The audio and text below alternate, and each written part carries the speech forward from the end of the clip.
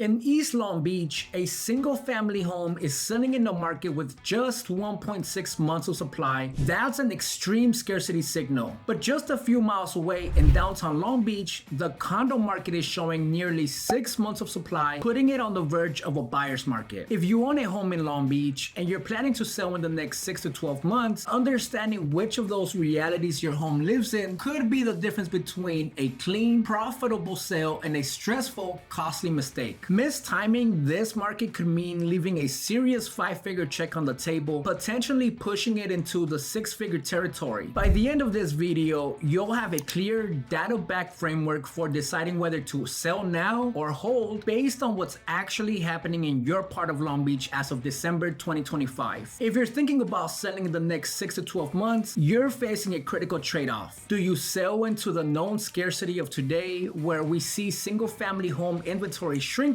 or do you wait for a potential different 2026 where the buyer pool might change? The big wildcard here is the Federal Reserve, which just cut interest rates. While that sounds like good news, it can be a double-edged sword for a seller, and I'll explain exactly what that means for you and your leverage later in this video. The decision you make has a direct impact on your net proceeds, where your family can move next, and frankly, your stress level over the coming year. Right now, selling a home in Long Beach feels like two completely different experiences. In a neighborhood like Belmont Shore, a well-prepared single-family home can feel like a magnet for attention, with showings booked solid. The conversation is about strategy and leverage. Meanwhile, in some downtown condo buildings, the hallways can feel quiet. The signs stay up longer. The conversation shifts to patience and price. These aren't just feelings. They are the measurable realities in the numbers. For the rest of this update, I'm going to break Long Beach down into two main lanes: the scarcity strongholds, where sellers have the clear upper hand, and the negotiation zones, where buyers are gaining leverage. The foundation for all of this is scarcity, which we measure using a metric called the months of supply. In plain English, this tells us how long it would take to sell every single home currently for sale if nothing new came on the market. For single-family homes across Long Beach, we're sitting at just 2.3 months of supply as of November 2025. Anything under 4 months is a seller's market. So this is a tight, seller-leaning environment. But for condos and townhomes, the citywide number is 4.4 months of supply. That's a balanced market where neither side has a huge advantage, and in some pockets, it's tilting firmly in the buyer's favor. This single metric is the reason one seller has a smooth ride while another feels like they're fighting for every single dollar. My promise to you is that by the end of this, you'll know exactly which of these lanes your property is in and how to navigate it right now. We'll also cover how the shifting landscape of mortgage rates and the insurance market could reshape your plan over the next year. I have homeowners just like you reaching out every single week trying to get this kind of clarity. And if you want the same analysis for your specific address and your family's financial goals, you can schedule a one-on-one strategy session using the link in the description below. It's a confidential conversation to build your plan. I'm Hernandez, your real estate advisor here in Long Beach, California. My job isn't just to tell you what your home is worth, it's to help you build a strategic plan for your equity. Citywide numbers are a dangerous shortcut because your home doesn't exist in an average. It exists on your street, in your neighborhood, competing in a very specific lane. My goal is to give you the precision you need to make a confident decision. So here's your roadmap. First, we'll pinpoint exactly where speed and pricing power live in Long Beach so that you don't underprice your home or panic if you don't get an offer on day one. Then we'll look at the neighborhoods where affordability is creating a ceiling on prices so that you understand the limits of your buyer pool. We'll break down the very different realities for single-family homes versus condos. And finally, we'll reconnect it all to the big picture: interest rates, insurance, and new developments to build your strategic plan for 2026. Let's start with where the market is moving fastest: the scarcity strongholds. I'm talking about the premium single-family home markets in neighborhoods like Belmont Shore, Bixby Knolls, and East Long Beach. In November, the median sales price for a single-family home in Belmont Shore and Naples was $1,530,000, with a price per square foot of $933. In Bixby Knolls, the median price held strong at $1,250,000. These are not just high prices, they're stable and resilient. What this really means for you if you sell here is that demand is keeping up with value. Buyers in these neighborhoods are not just looking, they are qualified and they are competing for every limited number of homes. If you're an owner in one of these scarcity strongholds, you might be wondering, if I list my home now, is it actually going to sell fast, or am I going to sit in stress? The data gives us a clear answer. In Belmont Shore, the median days on market was just 26 days in November. For single family homes in the pocket of downtown Long Beach, it was an incredibly fast 7 days. This is not a market where you sit and wait. The trade-off you face isn't about whether you'll sell, but how you'll sell. Your leverage lives in your pricing and preparation strategy. If your goal is a fast, clean exit, pricing right at the last comparable sale will generate immediate attention. If your goal is to maximize every last dollar, a slightly more ambitious price might get you there, but you risk sitting just a bit longer than your neighbors. The right move depends on your home's condition, your specific price band, and your personal risk tolerance. This is where a one-on-one strategy conversation matters most. If you're buying in these fast-moving areas, your main question is likely, am I overpaying, or is this the market that's still pushing up? The numbers show that sellers are holding strong. In East Long Beach, the sell-to-list price ratio was 100% in November. Said simply, buyers are paying the asking price. This isn't a market for lowball offers. Your safest posture is to be decisive. This means having your financing fully underwritten before you even look at homes, so that you can move without any hesitation when the right property comes up. Waiting for a price drop in a market with only 1.6 months of supply, like we see in parts of East Long Beach, is not a winning strategy. Now let's pivot to the parts of town where the math is different, the negotiation zones. This is primarily the condo market, especially in areas like downtown and central Long Beach. Here, the story isn't about extreme scarcity, it's about supply and demand finding a new balance. In November 2025, the median price for a downtown condo saw a significant drop, landing at $432,000.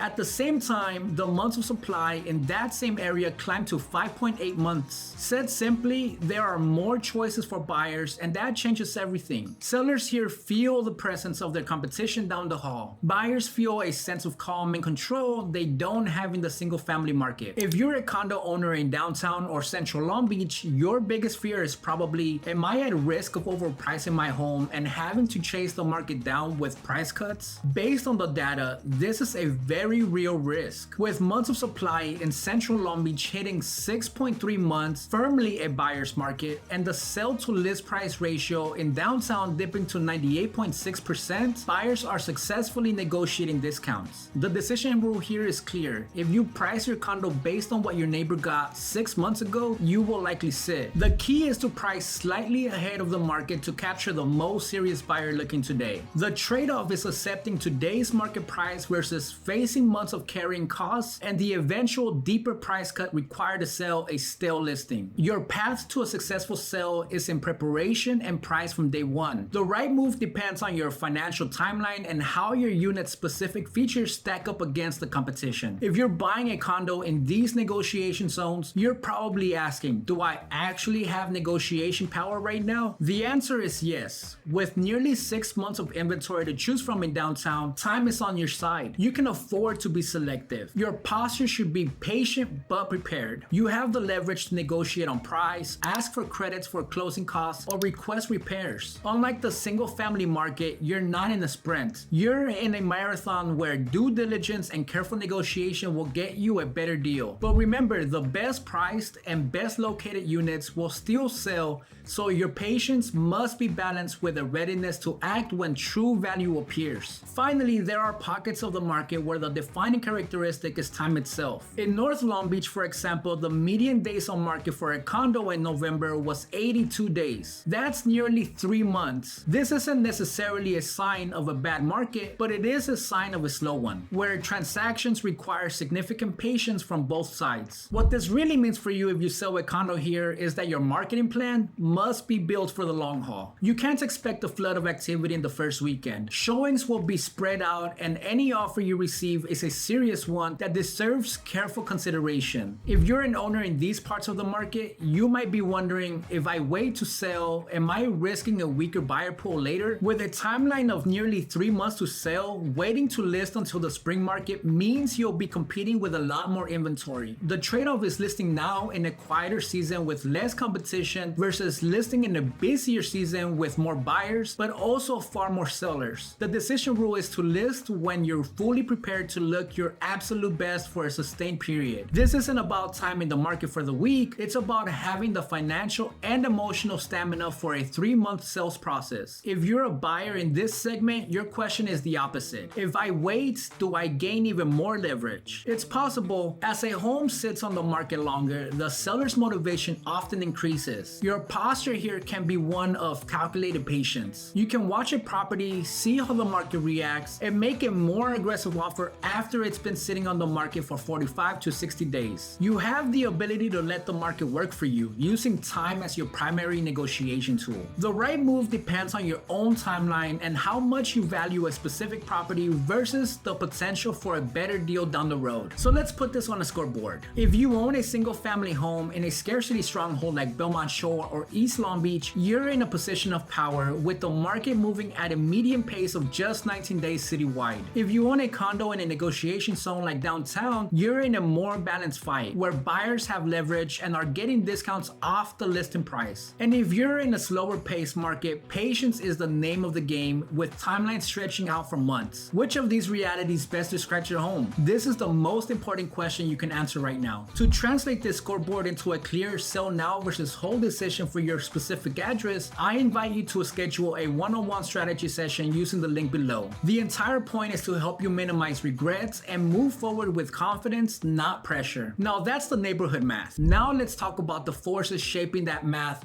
that you won't see on a typical market report. The two biggest factors right now are the mortgage rates and the shifting insurance landscape. First, let's talk about money. As of mid-December 2025, the average 30-year fixed mortgage rate was sitting at 6.22%. This is near the low for 2025. Second, and more importantly, the Federal Reserve just cut its benchmark interest rate, signaling that they believe the worst of the inflation is behind us and they want to make borrowing cheaper. For you as a seller, this is critical. Lower rates directly increases a buyer's purchasing power. On a $700,000 loan, the drop from 7% to just over 6% saves a buyer around $350 a month. That's real money that can make them feel more confident about writing an offer on your home. This directly impacts the buyer pool. A year ago, that pool was shrinking as rates rose. Today, it's stabilizing and poised to grow if rates continue to ease into 2026. This creates the central timing decision for you. Do you sell now into a market with historically low inventory and less competition from other sellers? Or do you wait for a 2026 market that might have more buyers but will almost certainly have more homes for them to choose from? It's a classic trade-off between scarcity and demand. Now I'm curious what you think. Which part of Long Beach are you in? The coastal areas or further inland? Let me know in the comments below. Your answer matters because the next changes we're about to discuss hits different neighborhoods in very different ways. Beyond interest rates, there are structural changes happening that will reshape our market for years to come. One of the most interesting is the ripple effect of the Los Angeles City's mansion tax, also known as Measure ULA. While this tax doesn't apply to Long Beach directly, it adds a massive 4 to 5.5% tax on high-end homes sold within the LA city limits. This is quietly turning Long Beach's luxury neighborhoods into a relative tax haven. Let me explain this in 3 simple steps. First, the trigger. LA City implemented a very high transfer tax. Second, what's happening now? This creates a powerful financial reason for a wealthy buyer to look outside of LA City for their next home. A $6 million home in Naples, for example, saves that buyer roughly $240,000 in taxes compared to a similar home in Pacific Palisades. Third, the ground zero. This affects lands directly in our premium neighborhoods like Naples, Belmont Shore, and the Virginia Country Club area, adding another layer of demand from high net worth individuals who are now looking here to avoid that tax. This brings us to the central conflict for any Long Beach homeowner thinking of selling within the next year. It's a battle between scarcity and affordability. The incredible scarcity of single-family homes is holding prices firm and giving you, the owner, significant leverage. But the friction of high home prices and qualifying for mortgages is creating a ceiling for buyers. The decision to do nothing is also a decision. It's a bet that the scarcity in your neighborhood will continue to outweigh any potential affordability challenges in the broader economy. The bottom line is that your strategy must be tailored to the specific lane your home is in. So how do you play your cards in this market over the next 6 to 12 months? The goal is to avoid guessing. Guessing on timing, guessing on pricing, and guessing on how all these larger economic shifts will impact your sale. What you gain by having a plan is clarity, a data-backed strategy, and frankly, a lot less stress. If you're ready to build that plan, I invite you to schedule a confidential one-on-one strategy session using the link in the description. There's no pressure to list your home. The goal is to make sure that a year from now, you're glad you handled this decision the way you did. Let's build your flight plan together.